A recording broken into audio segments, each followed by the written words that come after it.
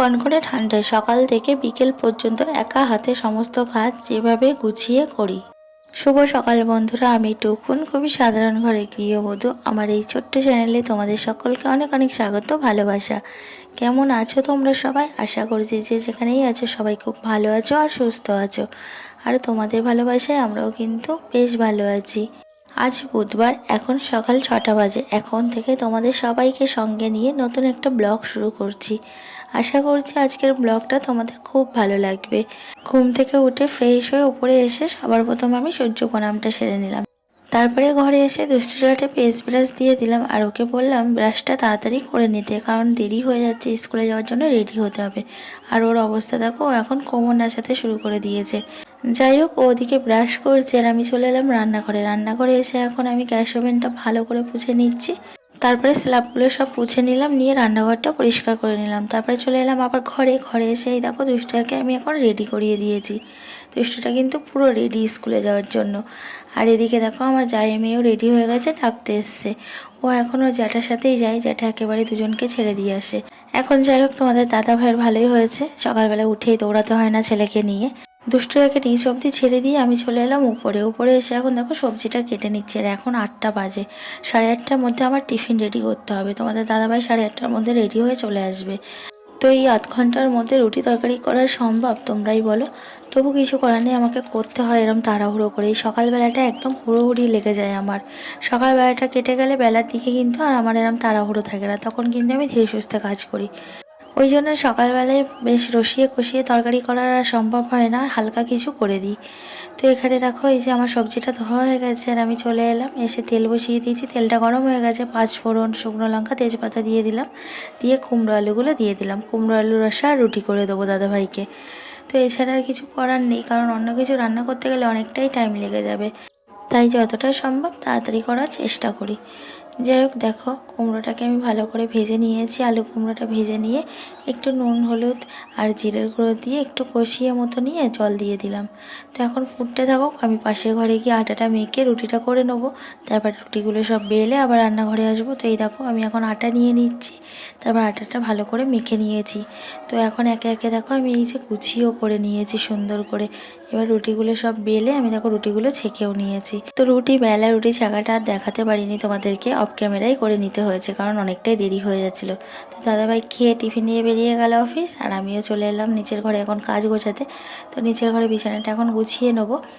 তো সব কিছু না তোমাদেরকে দেখাতে ইচ্ছা করে, বাট সম্ভব হয়ে ওঠে না, তাড়াহুড়ো লেগে যায়। তার উপরে ক্যামেরাটাও আমার নিজেকে করতে হয়। তো একা হাতে এই সংসারে কাজকর্ম, আবার একা হাতে ভিডিও করা মানে ভীষণ টাফ হয়ে যায়। তো যাই হোক, যেটুকু সম্ভব সেটুকুই তোমাদের সঙ্গে শেয়ার করি। তো দেখো আমার ব্ল্যাঙ্কেট আর বালাপোষ ভাঁজ করা হয়ে গেছে, এখন আমি জানলায় রৌদ্রে দিয়ে দিচ্ছি। তারপরে একে একে দেখো বালিশগুলো সব আমি রৌদ্রে দিয়ে দিচ্ছি। জানলাটা না বেশ ভালো রৌদ্র আসে, সকালবেলায় রৌদ্র আসে আর বেলা 12টা পর্যন্ত রৌদ্র থাকে। আমার বালিশ ব্ল্যাঙ্কেট এগুলো বেশ ভালোই গরম হয়ে যায়। তো তারপরে দেখো বিছানার চাদরটা টান টান করে আমি চারিধার গুজে নিচ্ছি। আর আমার এই ঘরে বিছানার চাদরটা দেখো বেশি ঘোরায় না, কারণ এই ঘরে আমি কম থাকি, বেশিরভাগ তো আমার ওপরেই থাকা হয়। তো যাই হোক, তারপরে দেখো বিছানাটা আমি সুন্দর করে ঝেড়ে নিলাম, নিয়ে একে একে পাশ বালিশগুলো সব তুলে দিলাম। এই ঘরে যে দুষ্টুমি করবে সেই সুযোগটা তো দুষ্টুটা পায় না, কারণ ও বেশিরভাগ টাইমই তো ওপরে থাকে। তার জন্য ওপরটা বেশি নোংরা করে আর ওপরে বিছানাটা বেশি অগোছালো করে। যাই হোক, তারপরে দেখো আলমারিটাকে একটু পুছে নিচ্ছি। এটা আমার রোজগারের মানে স্বভাব কিংবা ডিউটি বলতেই পারো, যে প্রত্যেক দিন আমি ঘর দুয়ারগুলো গোছানোর সাথে সাথে এগুলোও কিন্তু আমি পুছে নিই। তো তারপরে দেখো খাটের রেলিংটাও পুছে নিচ্ছি। অনেকে না বলে যে এত ছোট বাচ্চা নিয়ে সংসারে এত কাজ কিভাবে তুমি সামলাও এই ছোটোবেলায়। তো সত্যি কথা বলতে ঘরের কাজ করতে আমার ভীষণ ভালো লাগে। ঘরের কাজগুলো আমি ভালোবেসে করি, তাই আমার কোনো কষ্ট হয় না। আর ঘরের কাজগুলো করতে আমার খুব ভালো লাগে। আর আমি সবসময় চাই ঘর দুয়ারগুলো সুন্দর করে গুছিয়ে পরিপাটি করে সাজিয়ে গুছিয়ে রাখতে। তো সেটা আর সম্ভব হয় না দুষ্টুপুরোর জন্য। ওর জন্য গোছানো জিনিস কি গোছানো থাকে? এই গুছিয়ে রাখবো, পরেক্ষণে অগোছালো করে রাখবে। তো যতটুকু সম্ভব আমি ততটুকু গুছিয়ে রাখার চেষ্টা করি। আর একটু বড় হয়ে গেলে তখন এত দুষ্টুমি করবে না, এখন ছোট বলে এত বেশি দুষ্টুমি করে। তো যাই হোক, তারপরে দেখো ঘর দুয়ারগুলো সব পুছে নিয়ে আমি ঘর বারান্দা সব ভালো করে এখন ঝাড় দিয়ে নিচ্ছি। তারপর বাইরেটাও আমি ভালো করে ঝাড় দিয়ে নিলাম, নিয়ে চলে এলাম ওপরে ঘরে।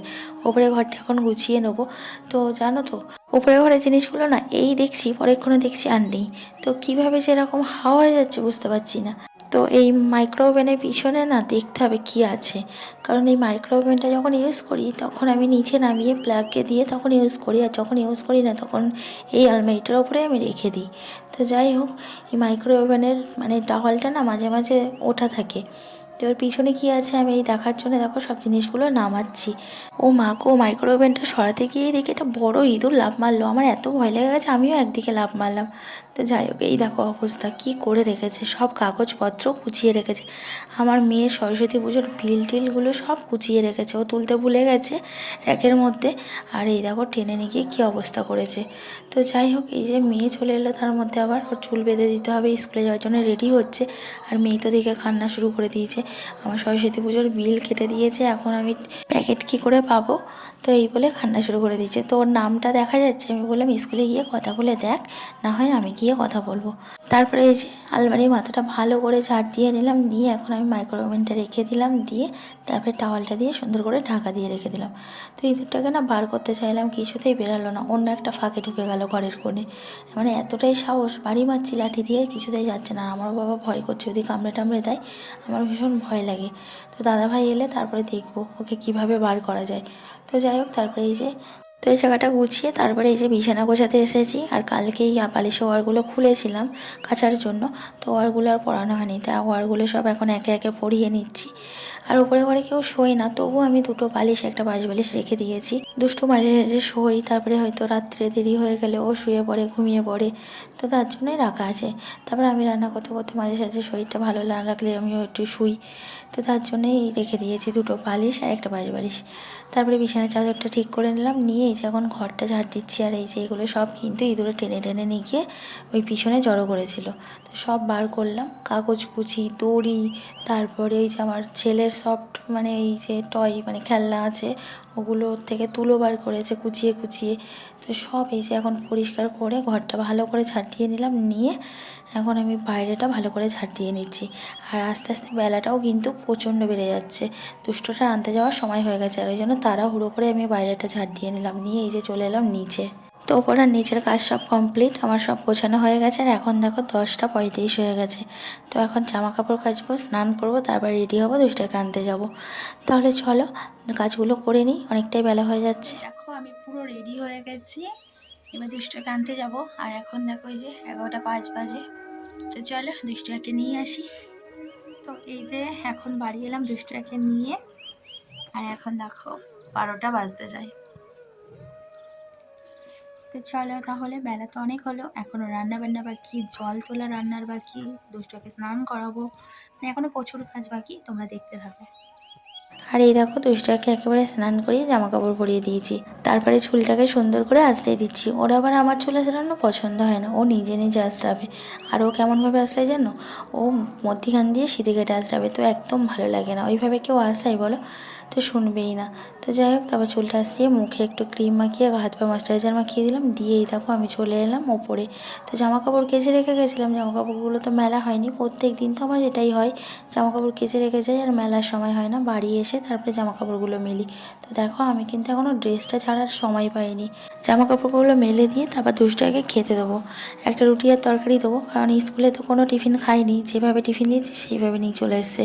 ও তাই করে প্রত্যেক দিন, ও টিফিন খায় না, কেন খায় না বুঝতে পারি না, বাড়ি এসে কিন্তু খাবে। যাই হোক, তারপরে দুষ্টটাকে খেতে দিয়ে আমি গেছিলাম রান্নার জল আনতে, একদম নিচ থেকে রান্নার জল নিয়ে চলে এলাম।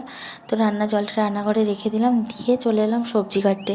তো রান্না বান্না বসাবো, তার আগে ভাবলাম সবজিগুলো কেটে নিই, ভাতটা বসিয়ে দিয়েছি ইন্ডাকশানে, ভাতটা হচ্ছে। তো সবজিগুলো কেটে তারপরে যাব রান্নাঘরে রান্না করতে, না হলে একবার রান্না বসিয়ে আবার এসে সবজি কাটো, আবার রান্না করতে যাও, এতে করে না ভীষণ অসুবিধা হয়। তাই একেবারে সব সবজিপাতি কেটে হাতের কাছে গুছিয়ে নিয়ে রান্নাঘরে ঢুকি, যাতে রান্না করার সময় না কোনো অসুবিধা না হয়। তো এখানে সব সবজিপাতি কেটে নিয়েছি, নিয়ে এখন এই দেখো রান্নাঘরে চলে এসেছি। রান্নাঘরে এসে রান্নাটা বসিয়ে দিয়েছি, আর এদিকে দেখো ডিম ভেজে নিচ্ছি। তো ডিমের অমলেট করছি পেঁয়াজ কুচিয়ে, লঙ্কা দেইনি, কারণ দুষ্টুপুরের জন্য লঙ্কা দিই না, কারণ ওর গালে লঙ্কা পড়লে না ঝাল লাগে, ও খেতে পারে না। তাই জন্য পেঁয়াজ কুচিয়ে আমি ডিমের অমলেটগুলো করে নিচ্ছি, করে দেখো পিস পিস করে কেটে নিচ্ছি। তো এভাবেই ডিম ভেজে নিচ্ছি, তরকারি করব ফুলকপি আর আলু দিয়ে। তো একে একে সব ডিমগুলোকে আমি ভেজে নিলাম, তাহলে আমাদের দুবেলাই হয়ে যাবে, রাত্রেও হয়ে যাবে, এখনও হয়ে যাবে। না হলে আবার রাত্রে কি রান্না করতে বসবো তোমরাই বলো। আর এই গৃহিণীদের হয়েছে বড় সমস্যা, রান্না বান্নার চিন্তা, বড় চিন্তা। সকালবেলায় উঠেই চিন্তা শুরু হয় আর সেই রাত অবধি, সকালে কী রান্না করব, দুপুরে কী রান্না করব, রাত্রে কী রান্না করব, চিন্তা করতে করতেই মাথা খারাপ হয়ে যায়। তো যাই হোক, তারপরে এই ফুলকপি আলু হালকা করে ভেজে নিয়ে মশলা দিয়ে কষিয়ে জল ঢেলে দিয়েছি। এখন তরকারিটা ফুটে উঠলে ডিমগুলো ছেড়ে দেবো। তো দেখো তরকারিটা টকবক করে ফুটছে, এখন আমি ভাজা ডিমগুলো একে একে ছেড়ে দিচ্ছি। আমার মতো কে কে আছো ফুলকপি দিয়ে ডিম রান্না করো? এভাবেও করা যায়, আবার গোটা গোটা ডিমেরও কিন্তু করা যায়। ফুলকপি ডিমের তরকারি কিন্তু ভীষণ টেস্ট লাগে। আমাদের বাড়ি সবাই খেতে ভালোবাসে। আমাদের বাড়ি কেউ জানতো না ফুলকপি দিয়ে ডিম দিয়ে করা যায়। ছোটোবেলায় মা দেখতাম ফুলকপি দিয়ে ডিম দিয়ে করতো, আর খেতে ভীষণ টেস্ট হতো। তো তারপরে আমি শ্বশুরবাড়ি এসে যখন করি, এদের ভীষণ ভালো লেগে গেছে, তারপর থেকে করি। তো যাই হোক, দেখো দুপুরে খাওয়া দাওয়া করে নিয়েছি। আমি দুষ্টু বুড়ো বাসন পড়েছিল, তো বাসনগুলো সব ধুয়ে নিলাম, নিয়ে বাসনের ঝুড়িতে উপর করে দিলাম। তারপর রান্নাঘরে দৌড়টা দিয়ে চলে এলাম ঘর। তো উপরে ঘরে সব কাজ মিটে গেছে, এখন আমি দৌড় দিয়ে এই যে নিচের ঘরে যাচ্ছি, এবার একটু দুষ্টাকে শোয়াবো। তো এই যে এখন সব কাজকর্ম সেরে নিচে এলাম, আর এখন এই যে 4টে বাজতে 10 মিনিট বাকি। তো ওপরে সমস্ত কাজ এই কমপ্লিট হলো, আর এবার এই নিচে এলাম। তো এবার একটু শোবো, দুষ্টুটাকেও একটু শোয়াবো। দেখেছো দেখেছো, বলে শোবো না গেম খেলবো, সেই কোন সকালে উঠেছে। যাই হোক, ওকে একটু শোয়াই। চলো তাহলে ভিডিওটা আজকের মধ্যে এখানেই শেষ করছি। যদি ভালো লাগে লাইক করে দিও, আর কমেন্টস করে জানিও আমার ভিডিওটা তোমাদের কেমন লাগলো। চ্যানেলটা সাবস্ক্রাইব করতে একদম কিন্তু ভুলবে না। আরে বাবা, আর নতুন মধ্যে যারা আছে চ্যানেলটা এখনো সাবস্ক্রাইব করনি, চ্যানেলটা সাবস্ক্রাইব করে আমার পাশে থাকো। সবাই সুস্থ থাকবে, ভালো থাকবে। আবার তোমাদের সঙ্গে দেখা হচ্ছে কালকে একটা নতুন ভিডিওতে।